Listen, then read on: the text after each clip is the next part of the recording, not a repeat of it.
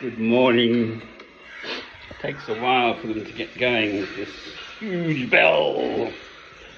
Very clever stuff. There we go, bong. But bong on both sides. They're working it up. Let there be light. Say hello to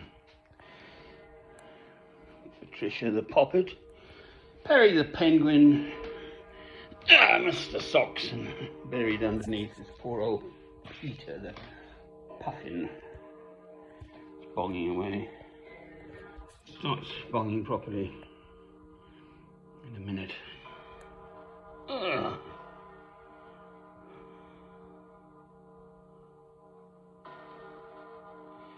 So this is John Donne.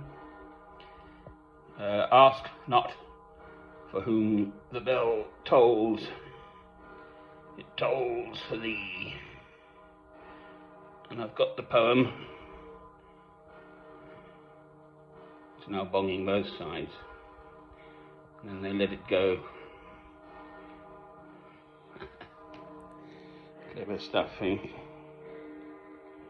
Oops. There we go. Oopsie. Bye-bye. Right, so the point being that we're all part of mankind now in the world in which we live. This is the full poem.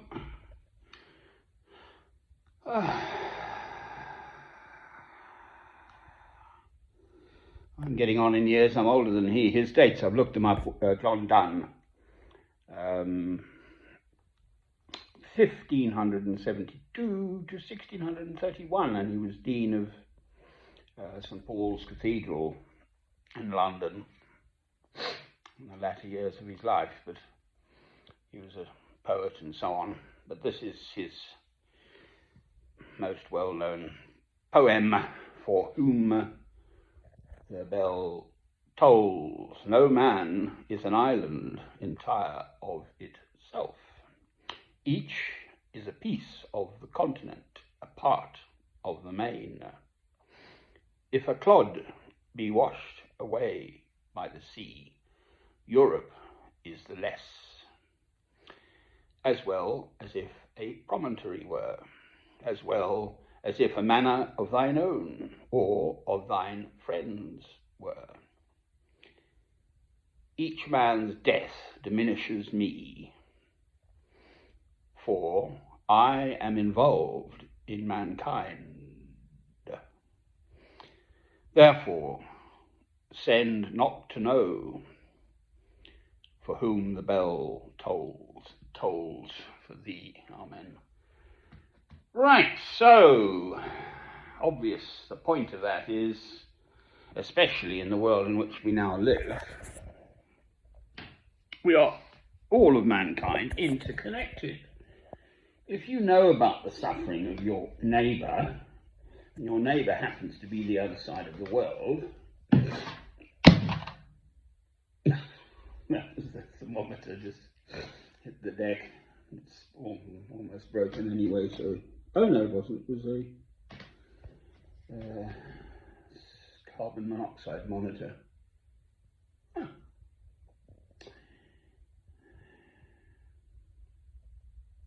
Not a nice way to go, actually. If the gas fire is malfunctioning, it produces carbon monoxide rather than carbon dioxide, and you can't smell it, and it just kills you. Bang, dead. Yes. Suffocates you, poisons you. Well, here I am. I'm all right, Jack. Ha. But then, as I've done throughout my whole life, I start casting around as to what I, myself, can personally do to make this world a better place for my parson. Now, I've never been politically active, which is sort of one obvious avenue or, for that matter, set on sort of fame, as in achieved through one's abilities as a musician or a writer or a poet indeed. So here I am approaching my 70 years and 10, my allotted span, 70 years, and in my spirit I know, doesn't matter what the world thinks, that I have not done enough. Juxtaposed to that is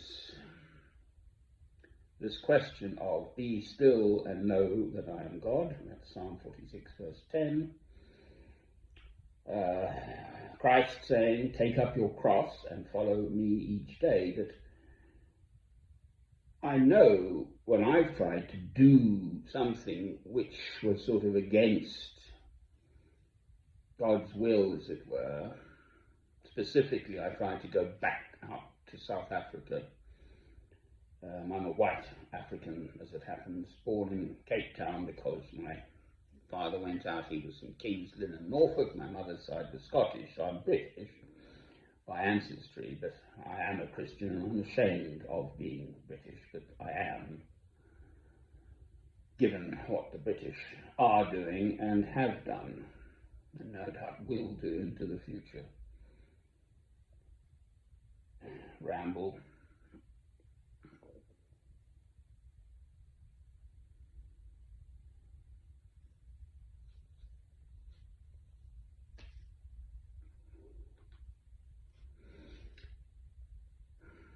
So ask not for whom the bell tolls, it tolls for thee. Now, as I mentioned, even Pope Francis, the previous Pope, used to be in touch with this small community of Christians in the Gaza Strip. Each day, most days, but even he, with all his worldwide influence, was unable, to stop this awfulness going on in the Holy Land. And it's not just the Gaza Strip, there's the West Bank, Jerusalem, and so on. Finally, after nearly 2 years' worth of it, the West is beginning to wake, or the world rather, is beginning to wake up to the fact that there is an active genocide going on now. There's active, real-time ethnic cleansing being perpetrated by the current regime in Israel. Christ was a Jew. I am not anti-Semitic. They are God's chosen people, the Jews, the Hebrews, the Israelis.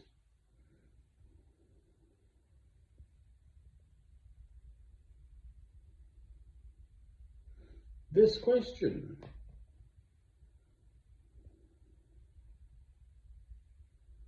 yes, there is plenty of suffering going on elsewhere in the world too, of which I am aware as far as it goes. And one doesn't hear about it. You can only have so many items on the news, and one item bumps off another, etc. All over the world, I'm not going to list as many as I can think of, but everywhere there's suffering, I know.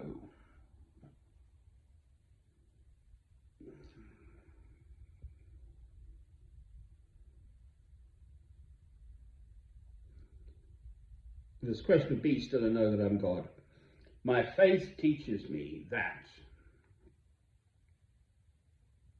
we are, as far as I'm concerned, as a Christian, all of us, each individual human being in this world, ultimately is here to love God through Christ. So that one thing I can try my best to get absolutely right. Well, in the first instance, yes, I know that my Redeemer liveth. I believe in God through Christ. So that's the first step. And then, in whatever form my love expresses itself to God, that's a personal thing between myself and God. No one can touch that. Wonderful.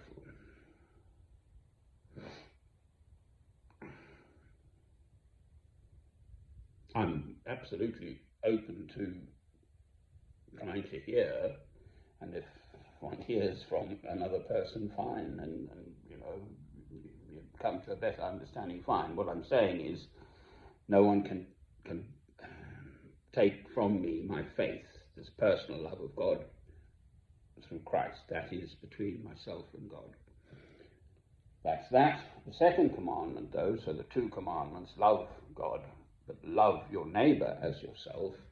On these two commandments hang all the law and the prophets. That's the cross I insist upon trying to bear. So here I am with my Carthusian monks up from just before midnight. It's now getting on a bit, but you know, I can rest or not. My time's my own. So if I have one of these sessions up through the night, well, so be it. I can rest during the day. So that isn't an issue for me. I don't have commitments, as it were, each day as a rule. Lucky old me.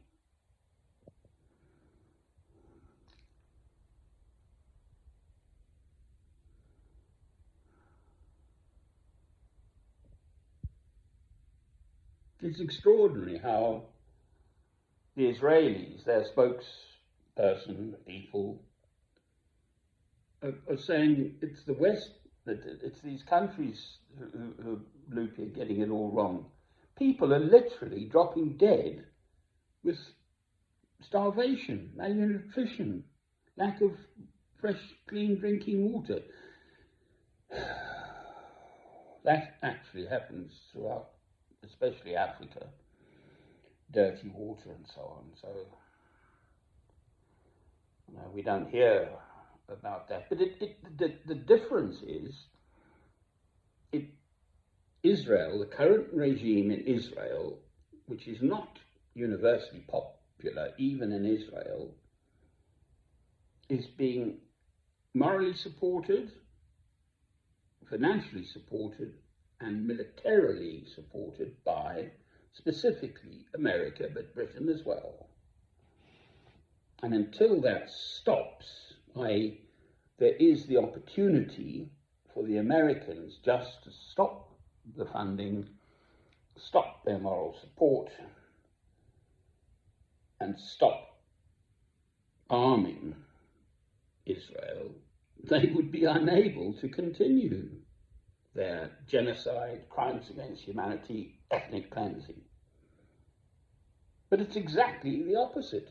The awful little man, the President of the United States of America, specifically made a great big issue of, oh, just clear them out, 2 million people. Get rid of them somehow, I don't know, couldn't care less. And turn Gaza into a nice beach resort with a great big golden statue of me. Oh, please. That's the problem, that it could be stopped by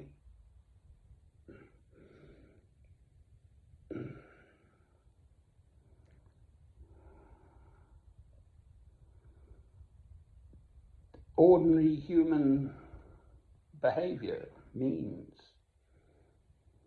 And it's going on in my lifetime now, today, this very day, Tuesday, the 22nd of July, 2025.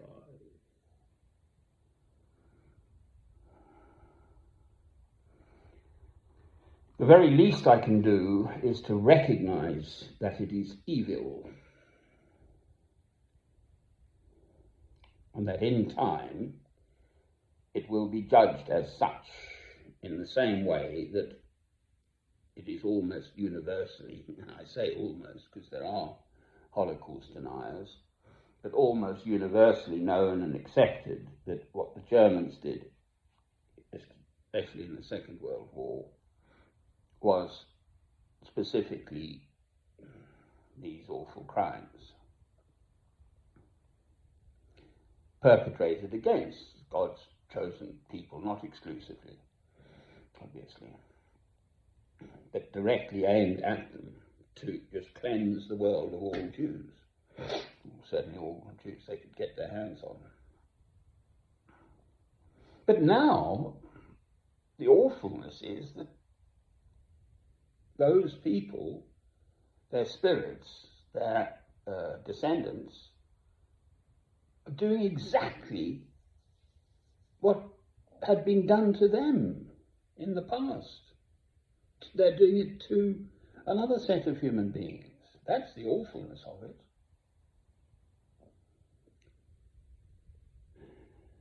Well, here I sit.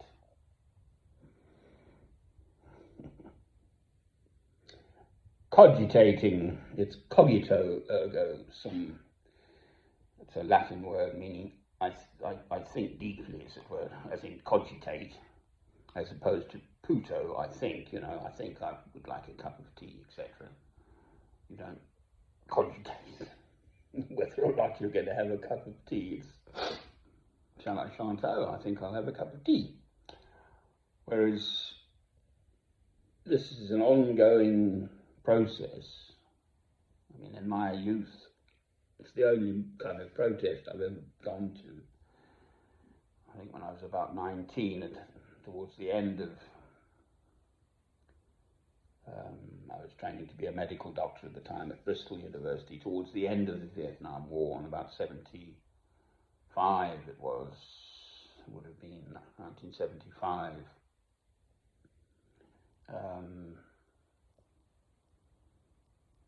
I'm just not that type. I mean, these marches I see with people with placards and all of that, well, they're doing it more for their own, the same as me in a sense, that I want to do something. What if you go on a march and you sort of make a public display of yourself? You are sort of actually practically doing something. Well, that simply is not in my nature to do that. This, on the other hand, I still can do.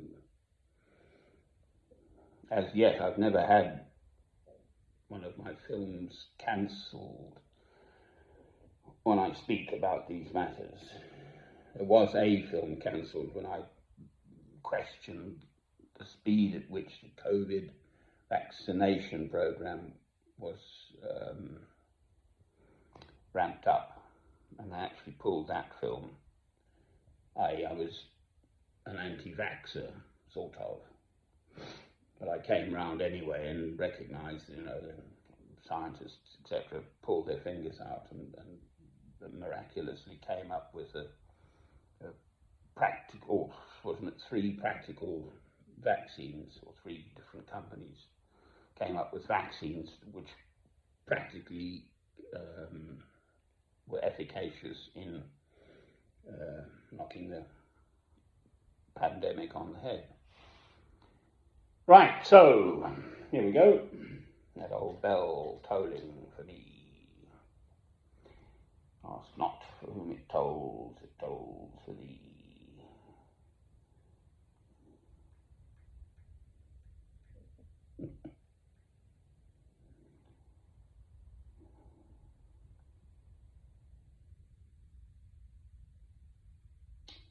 Sorry. I'm an old cheapskate. I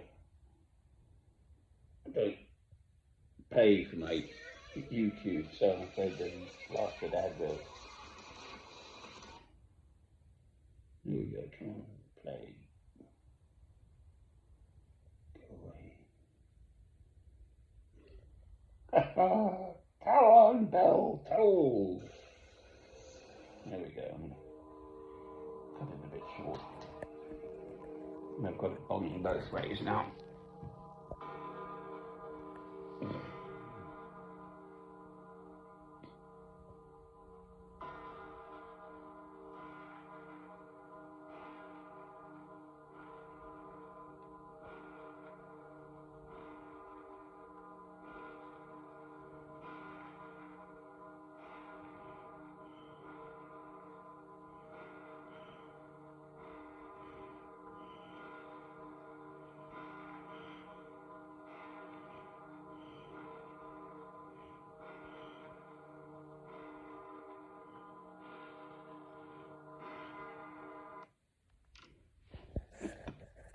Cheerio.